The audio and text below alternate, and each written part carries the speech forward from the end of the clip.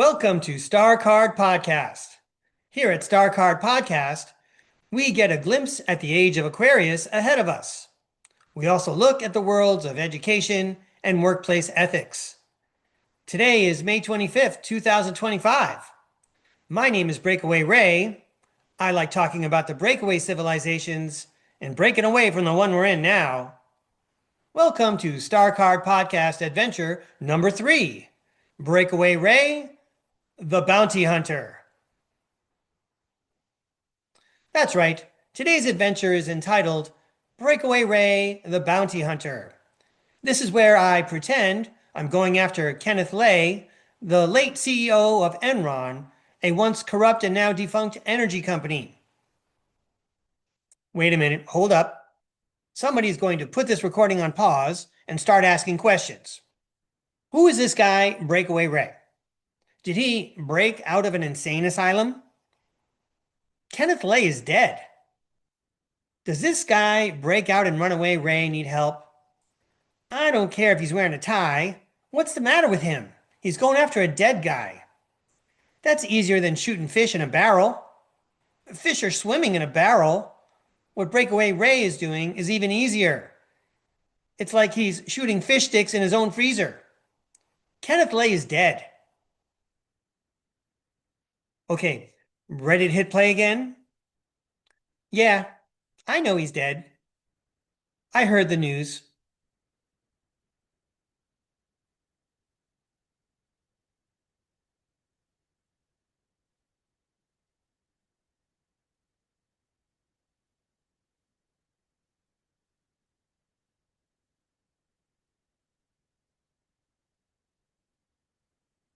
You know who else is dead? A bunch of movie stars and a couple of popes.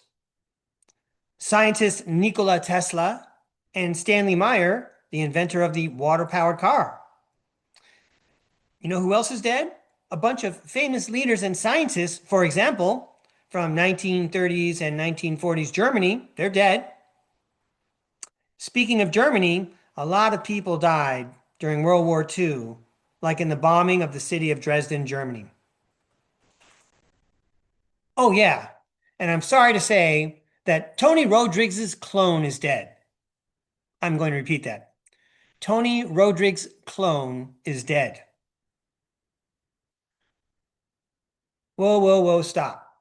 Someone getting ready to pause the video again? Let's go slow here. Who or what is Tony Rodriguez's clone? Okay, let's go slow. Tony Rodriguez was abducted as a child and cloned. Then, his cloned body was enslaved in secret space programs, living for 20 years on Earth, in space, and on planet Ceres. That is spelled C-E-R-E-S. When the clone's 20 years were up and the clone died, the clone's memories were returned to Tony. This is how Tony knows about the clone life he had. And yes, this story involves time travel. All right, that wasn't exactly slow or easy listening. You have to accept the realities of cloning and time travel. So let's keep going. Movie stars and popes? If you're ready to accept cloning, maybe you've already come across Donald Marshall's testimony. Donald Marshall tells about people's consciousness being abducted during REM sleep and put into bodies called sleeves in deep underground bases. Many celebrities are brought to these cloning facilities against their will because there is no way to escape it. These celebrities made the mistake of being attractive and being celebrities. Donald Marshall talks about many world leaders using clone sleeves in the underground facilities. Donald Marshall says he encountered a couple of men who used to be Pope, and even the late scientist Stephen Hawking. Hey, if you could clone people and give them fresh new bodies, you could have them around forever. Nikola Tesla could still be inventing things. Well, Secret Space Program experiencer John Whitberg says that Nikola Tesla is indeed still living in a breakaway civilization in our solar system, and that he is still inventing and living a rich life, albeit in a very gilded cage, as Mr. Whitberg puts it. Another noted experiencer said that Stanley Meyer, inventor of the water-powered car, is probably not dead, and that his death was probably a cover story. Apparently, Stanley Meyer was so bright that it was glaringly obvious that they missed him during brain drains. When you're that smart, like Stanley Meyer, you get a death cover story and you get conscripted into the breakaway civilizations. Okay, ready? Let's push the envelope of Operation Paperclip.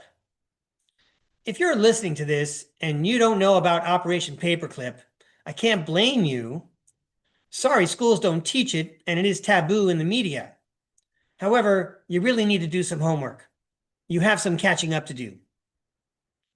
There are scientists at Area 51 in Nevada in the United States. Area 51 is a spaceport and a submarine harbor, and it is home of the United States Space Force.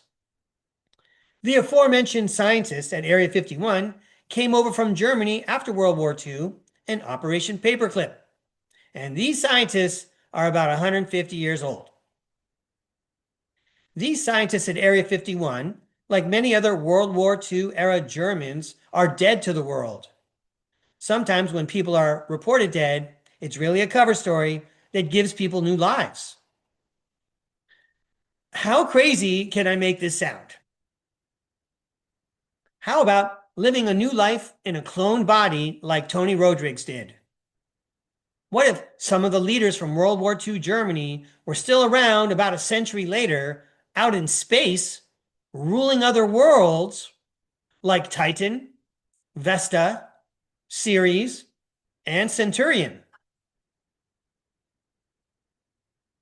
This sounds so absurd, doesn't it? Off-world Germans? By the way, where would you get people, well, to people those planets? With the technology that's out there, you do not need much biological material. You don't need a lot of DNA to make copies of people. Penny Bradley tells a story of how the Valkyries legend was started. This was started when off-world Germans went back in time and collected warriors from the battlefield to clone and populate German home worlds. People who die in disasters or wars, or whose bodies will not be recovered, are prime candidates for a time travel rescue mission.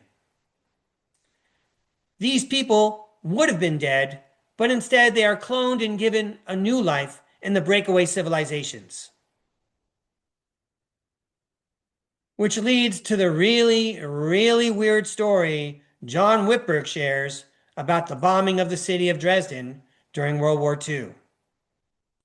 The suggestion is that any of the people who survived the bombing of Dresden were actually cloned versions of the original citizens of Dresden who were drafted into the breakaways. That whole operation would have required time travel, cloning, and mind wiping on a massive industrial scale. You know what's really scary? Thinking about how the reincarnation process has been hijacked by other people in our own species. They could be stealing our lives, putting us in clone bodies, enslaving us, wiping our memories, and we wouldn't even know it. Some people get to use cloning and medbed technologies to their advantage and to prolong their lives, and for recreation as well. Some people are connected and can afford new bodies or have access to medbed technologies. When I say some people, I am including all billionaires, period. I don't think anyone gets to be a billionaire without the approval of other billionaires and people with particular clout. Kind of like sports leagues have to approve new owners into their league. If you're a billionaire and you can throw down 80,000 American dollars for a new body and keep it on ice, just in case, why not? How else are you going to spend all that money? You and your great-grandchildren are going to run out of time during a regular life on Earth's surface. Prolonging your life or flat out renewing it keeps the business going and keeps the fun coming. So, some people get to use cloning as an insurance policy or for entertainment, but the rest of us wouldn't even know if cloning was being done to us. Our consciousness and our soul know, but otherwise our minds would be blanked. Well, it takes great courage to sit with that thought and look inward toward the possibility that our lives and spirits may have been hacked. Yes, it would take real inner courage to meditate and learn about oneself and one's higher self and all the different parts of oneself and all the shards of one's soul and learning more about the path you chose to pursue in this lifetime. I would model such courage. I would set a good example with such behavior.